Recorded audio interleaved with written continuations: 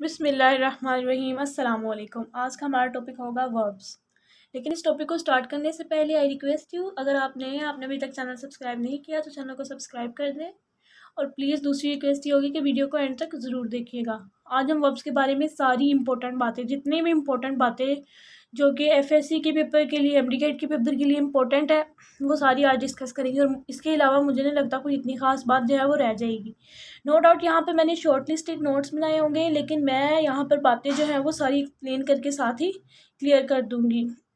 तो स्टार्ट करते हैं। सबसे पहले यहाँ पर वर्ब्स की मैंने दो काइंड जो है वो दिखाई हुई है। एक तो है मेन वर्ब, ठीक है, एक है ऑक्सिलरी वर्ब, जिसे हम अपनी आम ज़बान में हेल्पिंग वर्ब भी कहते हैं, ठीक है। अब मेन वर्ब क्या होता है, उसने काम का करना या होना जाहिर करना होता है। ज़रूरी नहीं है कि हर टेंस के अंदर, यानी कि हर सेंटेंस जो हम बना रहे हैं उसके अंदर काम का करना ही हो। कभी कभी काम का होना भी पाया जाता है। जैसे मैं कहूँ कि मैं कराची जा रही हूँ, या मैं कहूँ मैं कराची में हूँ, ठीक है, तो वहाँ पर होना की सेंस जो होगी वो जो है वो यहाँ पे वो भी मेन वर्ब के तौर पे एक्ट करेगा। यानी कि इज, एम, आर, वॉज, ये भी as a main verb act कर सकते हैं। ये कब कर सकते हैं, जब काम का करना नहीं पाया जाएगा, ठीक है।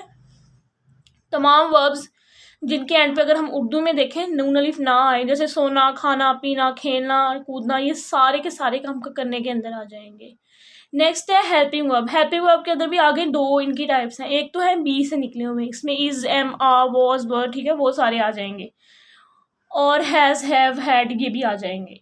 लेकिन इसके अलावा जो दूसरे हैं, जो do, does, did, shall, will, should, would, can, could, may, might, must, ये एक ऐसे वर्ड है, मैं इनको बारी बारी एक्सप्लेन करती हूँ। डू और डज ये ऑलरेडी बात हो चुकी है, टेंसेस के अंदर जो है वो इस्तेमाल होते हैं, ठीक है। प्रेजेंट डेफिनेट, डिड जो है वो पास्ट इंडेफिनिट। इन दोनों के बाद वर्ब की कौन सी फॉर्म होती है, फर्स्ट। शैल के और विल के बाद ये फ्यूचर इंडेफिनिट, वर्ब की कौन सी फॉर्म, फर्स्ट।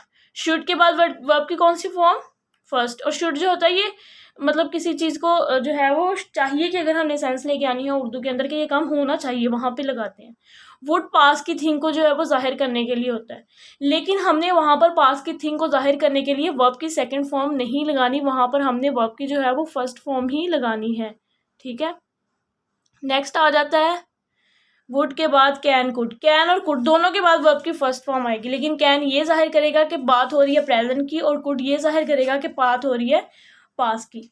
मे और माइट दोनों के बाद वर्ब की फर्स्ट फॉर्म, ये ना हो आप इनके बाद जो है वो पास की वजह से वर्ब की सेकंड फॉर्म या वर्ब की थर्ड फॉर्म को चूज करें, गलत होगा। इस तरह से आपने इनके बाद वर्ब की फर्स्ट फॉर्म ही लगानी है, लेकिन ये कुछ इस तरह के होंगे कि वो हमें पहले से ही लिस्ट हुए होंगे कि वो उनके साथ जो है वो पास्ट होगा। जैसे माइट, कुड, वुड, इनके साथ जो है वो अक्सर पास्ट ही आता है। मस्ट भी इसी की सेंस में आ जाता है कि किसी चीज़ को लाजमा मलजूम करार दे देने की सेंस में मस्ट आ जाएगा। नेक्स्ट आ जाते हैं ट्रांजिटिव और इनट्रांजिटिव वर्ब्स। इनके अंदर मैंने लिखा है कि ट्रांजिटिव वर्ब के लिए नीड ऑब्जेक्ट, यानी कि इनके लिए मफूल होना ज़रूरी है जिस पर काम किया जाए, लेकिन इनट्रांजिटिव के लिए ऑब्जेक्ट का होना ज़रूरी नहीं है। अब क्या इन वर्ब्स के लिए अलग-अलग लिस्ट है कोई? नहीं, ऐसी कोई बात नहीं है। इन वर्ब को आप किस तरह से कर सकते हैं, अपनी कॉमन सेंस से, ठीक है। अगर आप एक चीज़ पढ़ रहे हैं जिसको पढ़ने के बाद आपको समझ नहीं आ रहा फिक्रा, जैसे मैं कहती हूँ मैं गई, ठीक है, तो यहाँ पे मुझे समझ नहीं आ रही कहाँ गई, आई गो टू, ठीक है। उसके बाद आपको चाहिए होगा ऑब्जेक्ट। यहाँ आपने कॉमन सेंस से इवेल्युएट करना है कि आपने फिक्रा पढ़ना है। अगर आपको उस फिक्रे की पूरी समझ आ जाए तो वहाँ पर अगर ऑब्जेक्ट नहीं है तो वो इंट्रांजिटिव वर्ब है। लेकिन अगर आप वो पढ़ रहे हैं फिक्रा, आई टेल, मैंने बताया, क्या बताया, ठीक है, तो अगर आपको पढ़ने के बाद लगे कि यार नहीं यहाँ पर ऑब्जेक्ट की ज़रूरत है, तो तब आप उसको ट्रांजिटिव वर्ब की लिस्ट में इनलिस्ट कर देंगे। जैसे यहाँ पे मैंने टेल लिखा हुआ है, रीच, अच्छा रीच और अराइव दोनों का मतलब पहुँचना होते हैं, लेकिन रीच के अंदर जो है वो आ जाएगा ट्रांजिटिव, और जो है अराइव इनट्रांजिटिव है। राइज और राइज, ठीक है, रेज और राइज, रेज जो होगा वो ट्रांजिटिव और राइज जो होगा वो इनट्रांजिटिव। फेल और फॉल, अच्छा इनका क्या मतलब है, ये मैंने यहाँ पर फेल लिखा हुआ है, यहाँ पे मैंने जो है वो फॉल लिखा हुआ है। एक यहाँ पर जो है वो फॉल जो है वो गिरना की सेंस में है, ठीक है, एक गिरा देना की सेंस में है। तो यहाँ पर एक ट्रांजिटिव होगा और एक इनट्रांजिटिव होगा। जो गिरना होगा वो ट्रांजिटिव होगा कि यानी कि कहाँ पर गिरा है, दोनों एक ही हैं, फेल फॉल कोई भी लगा सकते हैं। लेकिन एक जो गिरा देना होगा वो पता ही है, जब गिरा देना है तो वो ऑफकोर्स ज़मीन पे गिरा देना होगा, तो वहाँ पर अंडरस्टूड सी बात होगी। कि इंट्रांजिटिव। वैसे दोनों जो है वो इंट्रांजिटिव की लिस्ट के अंदर आ सकते हैं, इतना खास कोई प्रॉब्लम नहीं है। नेक्स्ट आ जाते हैं रेगुलर इरेगुलर वर्ब्स। रेगुलर और इरेगुलर वर्ब्स के अंदर क्या फ़र्क होता है? रेगुलर वर्ब्स वो होते हैं जिनकी सेकंड और थर्ड फॉर्म जो होती है वो डी और ई डी पे ख़त्म हो रही हो, और इरेगुलर वर्ब्स वो होते हैं जिनकी सेकंड और थर्ड फॉर्म डिफरेंट हो other than E and D and E D. जैसे यहाँ पे सी सॉ सीन है ना, देखना, और ये क्या सॉ काटना के सेंस में सॉट सॉट, फेल गिरा देना के सेंस में फेल्ड फेल्ड है, और गिरना के सेंस में फॉल फेल फॉलन है। आल्टर आल्टर्ड आल्टर्ड, फाक hawked hawked, help helped helped, attach attached attach, love love loved, hate hate hated. ठीक है, इस तरह से आप जो है वो हेट हेटेड हेटेड और इस तरह से बाकी लिस्ट आप अपने खुद से तैयार कर सकते हैं, और काफ़ी ज़्यादा आपको जो है वो ऑलरेडी याद भी होंगे। और यहाँ पर cling clung clung, fling flung flung, ring rang rung. ठीक है, लाई, अच्छा ये वाला इंपॉर्टेंट, ये वाला वर्ड जो है ये अक्सर तंग करता है वर्ब के अंदर। एक लाई है, एक ले है। लाई का मतलब होता है लेटना, इसकी सेकंड फॉर्म होगी ले लेन। ठीक है, एक ले होता है अंडे देना, उसका होगा laid and laid, second and third forms. ठीक है, नेक्स्ट आ जाता है हैंग हैंग्ड हैंग्ड, ये फांसी देना के सेंस में है। एक हैंग हंग हंग जो होता है ना, ये लटकाना के सेंस में आ जाता है। ठीक है, ये और आगे इनको पढ़ने के बाद आगे कुछ वर्ब्स इस तरह के भी हैं कि जिनके अंदर कोई फॉर्म का चेंज नहीं आता सेकंड और थर्ड के अंदर, वो वर्ड्स भी जो है वो एक नज़र आपको दोहरा लें। Read read read, put put put, burst burst burst burst, broadcast broadcast broadcast. ठीक है, ये वर्ब्स वो वाले आ जाएंगे जिनके अंदर फॉर्म का कोई चेंज नहीं हो। नेक्स्ट वर्ब के लिए जो है वो नेक्स्ट टाइप आ जाती है फाइनाइट्स और नॉन फाइनाइट। अब ये फाइनाइट्स और नॉन फाइनाइट्स, इनके लिए भी क्या वर्ब्स की लिस्ट है? नहीं, ऐसा कुछ नहीं है। ये बेसिकली एक ही तरह के वर्ब हो सकते हैं। जैसे अब मैंने ऊपर यहाँ पर आम और आम से अचार लिखा हुआ है। ठीक है, अब इसका मतलब ये नहीं है कि ऑफ कोर्स ये आम ही है और ये आम से अचार है, नहीं। ये मैं ये ऊपर ये लिख के मैंने ये साबित किया है कि ये जो है वही वर्ब होगा और ये उन्हीं वर्ब से निकले हुए नेक्स्ट वर्ब्स होंगे। ठीक है, यानी कि उनके अंदर मॉडिफिकेशन करके ये नेक्स्ट बने होंगे। बाकी ये वर्ब सेम है, आपको इनके लिए कोई लिस्ट वगैरह बनाने की, इनको याद करने की कोई इतनी खास ज़रूरत नहीं है। तो वैसे यहाँ पर जो होंगे वर्ब्स वो लिमिटेड होंगे और यहाँ पर उनका मीनिंग अनलिमिटेड के अंदर चला जाएगा, क्योंकि नॉन फाइनाइट अनलिमिटेड इसका मतलब होता है। ये नॉर्मल वर्ब्स होते हैं जो हम टेंसेस के अंदर, अब मैंने टेंसेस की जो वीडियो बनाई है आप वो ज़रूर देखिएगा, उसके अंदर जो है वो आपको पता चल जाएगा कहाँ फर्स्ट फॉर्म आनी है, कहाँ सेकेंड, कहाँ थर्ड फॉर्म लगनी है। ठीक है, और यहाँ पर नॉन फाइनाइट के अंदर जो है वो नेक्स्ट काफ़ी टाइप्स दिखाएगी। अब ये यहीं पे ख़त्म हो गया, नीचे वाली चीज़ें बाद में देखते हैं, पहले ये देखें। ठीक है, अब यहाँ पर एक तो है इनफाइनाइट, एक है बेयर इनफाइनाइट्स, एक है जेरेंड, एक है पार्टिसिपल। सबसे पहले देखते हैं इनफाइनाइट, ये कहाँ कहाँ लगनी है और ये होता क्या है। ये टू और टू के बाद वर्ब की फर्स्ट फॉर्म होती है, ये इसकी आम फॉर्म है। एक इनफॉर्मल फॉर्म भी है जिसके अंदर परफेक्ट इन्फिनिट्स आ जाते हैं, जिसमें टू के बाद हैव लगाने के बाद हम थर्ड फॉर्म लगाते हैं। ठीक है, इनको कहाँ कहाँ पे यूज़ करना है, इनका कोई इतना खास यूज़ नहीं है, इनफॉर्मल है। लेकिन थ्री वर्ड जो ऑलवेज जो है वो परफेक्ट इन्फिनिट्स लेंगे वो है अपीयर, सीम और टू।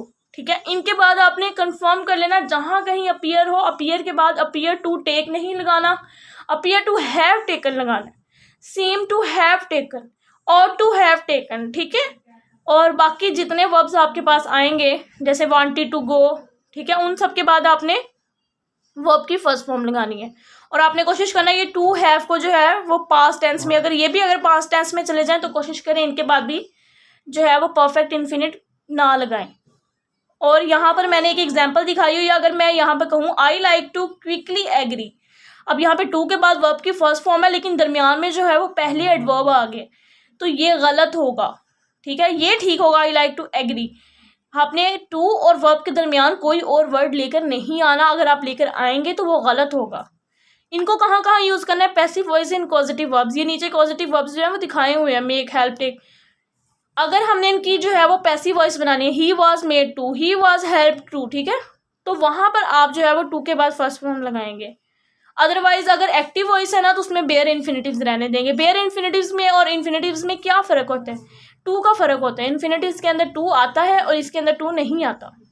ठीक है, इसके अंदर एक्टिव वॉइसेस के सारे आ जाएंगे, जिस तरह यहाँ पे मेक, हेल्प, लेट, हैव, यानी कि ये वर्ड है, इनके बाद जो आने वाला जो भी वर्ब होगा उसके साथ हम जो है वो वर्ब की फर्स्ट फॉर्म ही लेंगे। आई मेक हिम हेल्प, या आई है, उसके बाद आप कोई भी लगा सकते हैं, हैव, लेट, ठीक है, लेट अस गो, लेट अस गो होता है, ठीक है, let us go for a walk, तो वर्ब की फर्स्ट फॉर्म अब मैं लगाऊं लेट अस टू गो, गलत हो जाएगा, ठीक है। बाकी ये कुछ वर्ब्स मैंने यहाँ पे दिखाए हुए हैं, इनके बाद आपने वर्ब की फर्स्ट फॉर्म लगानी है, गलती से भी वर्ब की थर्ड फॉर्म नहीं लगानी, गलत हो जाएगा। ये बेयर इन्फिनिटिव्स लेते हैं। कौन कौन से वर्ड है? Had better, had sooner than, ठीक है, rather than, can not but, I can not but go, ठीक है, नीड और बीट। इनके बाद आपने क्या करना है? बेयर इन्फिनिटिव लगाना है। और इसके अलावा कुछ सब्जेक्टिव वर्ब्स होते हैं जिसके अंदर एडवाइस आ जाता है, जैसे मैं कहती हूँ I advise to go, I advise go, ठीक है। आपने इसके बाद जो है वर्ब की फर्स्ट फॉर्म लगानी है, आई एडवाइस डैट यू गो। आगे एस या ई एस का भी इजाफा नहीं करना। आगे जैसे हो आई एडवाइस डैट ही गो आएगा, ही गोज लगाओगे, गलत हो जाएगा एडवाइस की वजह से।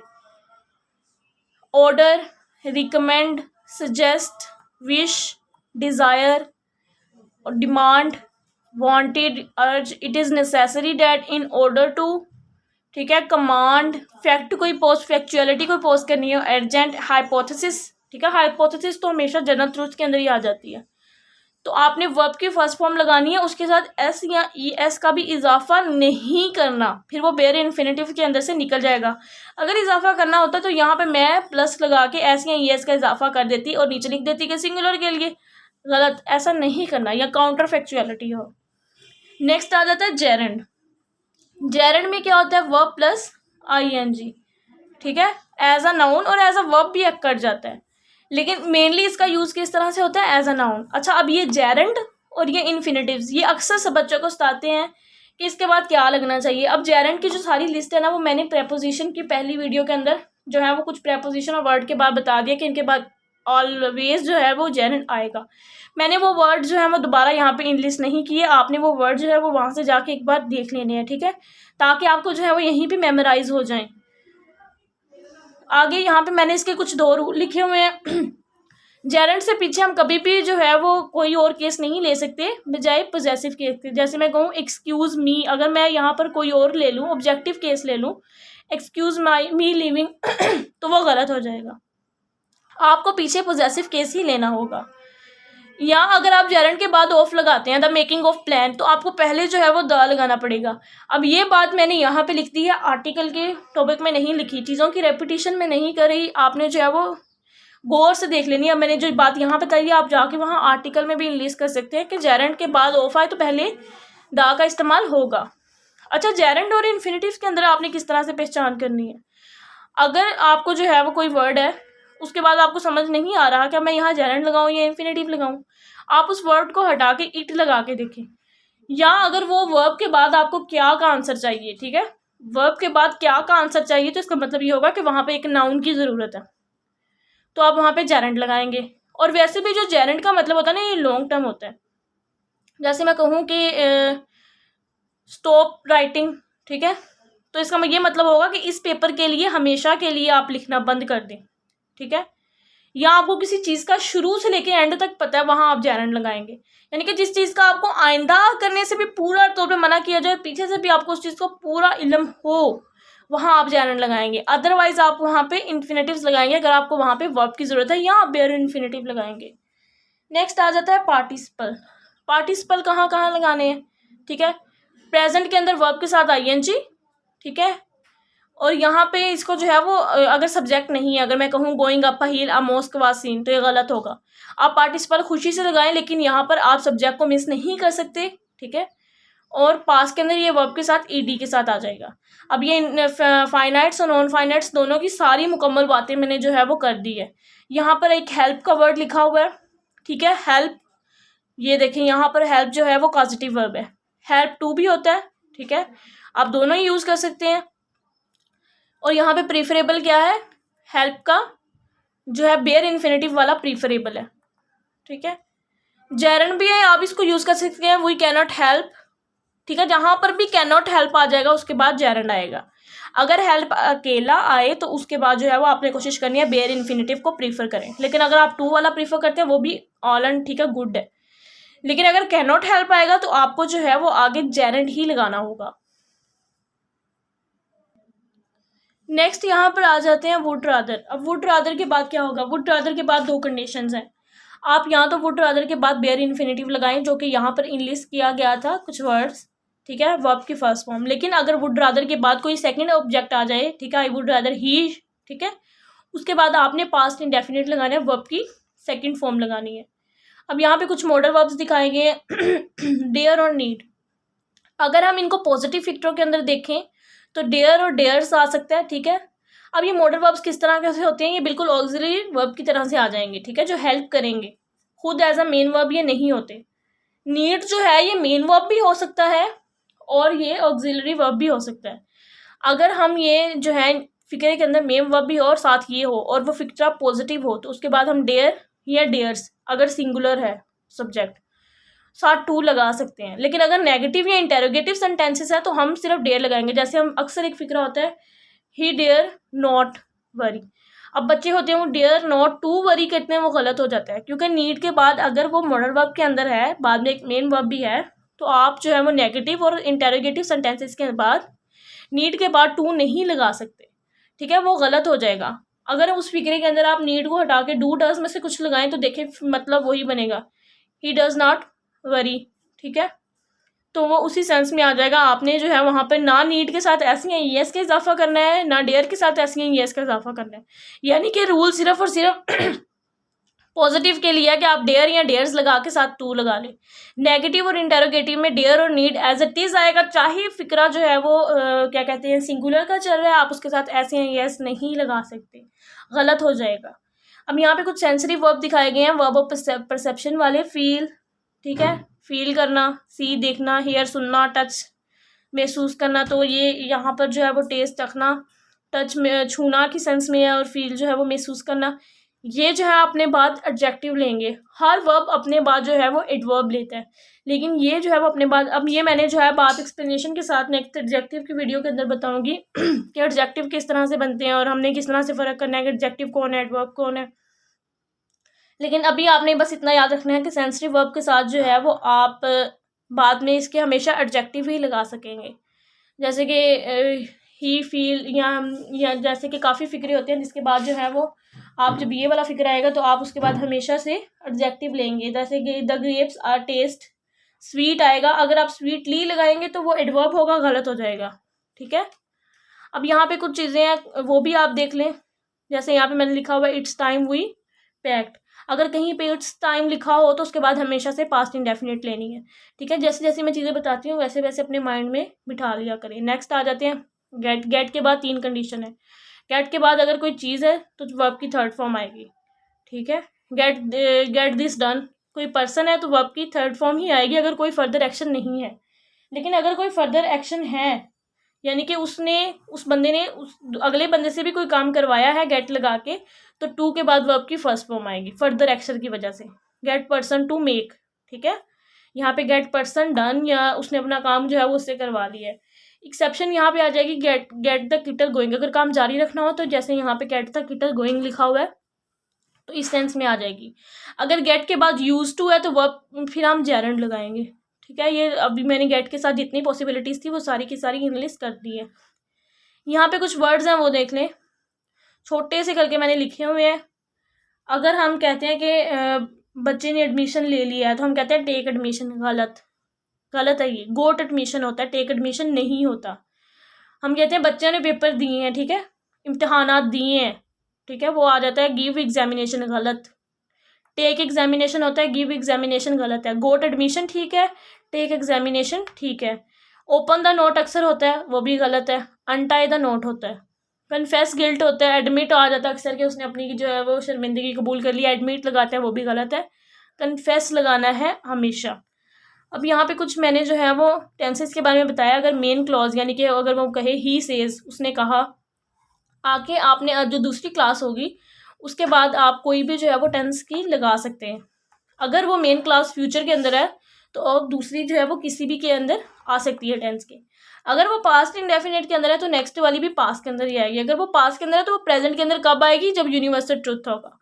अगर वो पास्ट के अंदर है, जैसे ही सेड, ही टोल्ड, तो वो आगे वाली प्रेजेंट के अंदर कब आएगी, जब इस तरह के कुछ वर्ड्स लगे होंगे। देन, एज वेल एज, ठीक है।